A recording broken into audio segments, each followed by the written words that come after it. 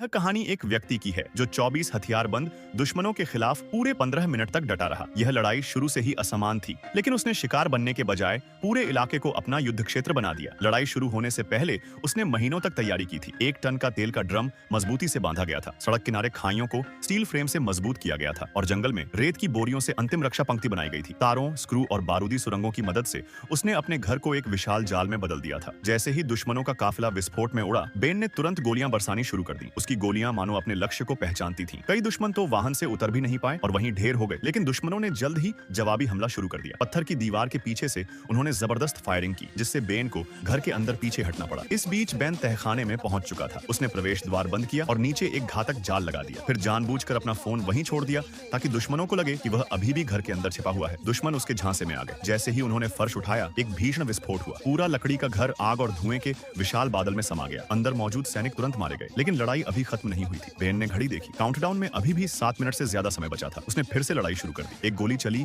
और एक दुश्मन गिर पड़ा, लेकिन उसी गोली ने उसकी स्थिति भी उजागर कर दी। अब सभी दुश्मन उसकी ओर बढ़ने लगे। चारों तरफ से गोलियां बरस रही थीं। बेन मिट्टी के टीले के पीछे दबा हुआ था। देखने वालों को लग रहा था कि वह पूरी तरह घिर चुका है, लेकिन यह भी उसकी योजना का हिस्सा था। जैसे ही कुछ सैनिक बहुत करीब पहुंचे, उसने डेटोनेटर दबा दिया। एक और विस्फोट हुआ और कई सैनिक हवा में उछल गए। फिर भी दुश्मनों की संख्या बहुत ज्यादा थी। कुछ सैनिक जंगल की ओर से भी आगे बढ़ रहे थे। अब यह जगह सुरक्षित नहीं रही थी। बेन पीछे हटने लगा, लेकिन तभी उसकी पीठ में गोली लग गई। अब यह लड़ाई जीवित रहने की दौड़ बन चुकी थी। वह किसी तरह जंगल में बने अपने स्नाइपर पॉइंट तक पहुंचा। केवल 3 मिनट बाकी थे। ऊंचाई का फायदा उठाकर उसने लगातार फायरिंग की और कई दुश्मनों को खत्म कर दिया, लेकिन उसकी चोट गंभीर हो चुकी थी। दर्द बढ़ता जा रहा था और वह अपनी राइफल भी ठीक से नहीं पकड़ पा रहा था। दुश्मन लगातार नजदीक आते जा रहे थे। उसने आखिरी कोशिश के तौर पर एक ग्रेनेड फेंका, लेकिन इतने बड़े समूह को रोकने के लिए वह पर्याप्त नहीं था। अब बेन पूरी तरह गिर चुका था। वह इतना घायल था कि अपनी बंदूक भी नहीं उठा पा रहा था। उसने सोचा कि उसका अंत आ चुका है। तभी अचानक लेफ्टिनेंट लिस नौसेना के विशेष कमांडो दस्ते के साथ वहां पहुंच गए। उन्होंने आते ही दुश्मनों पर जबरदस्त हमला कर दिया और कुछ ही समय में सभी हमलावरों को खत्म कर दिया। आखिरकार बेन बच गया। यह सिर्फ 15 मिनट की लड़ाई नहीं थी। यह एक ऐसे इंसान की कहानी थी जिसने अपनी इच्छा शक्ति, साहस और बुद्धिमानी के दम पर मौत को चुनौती दी और एक जीवित किंवदंती बन गया।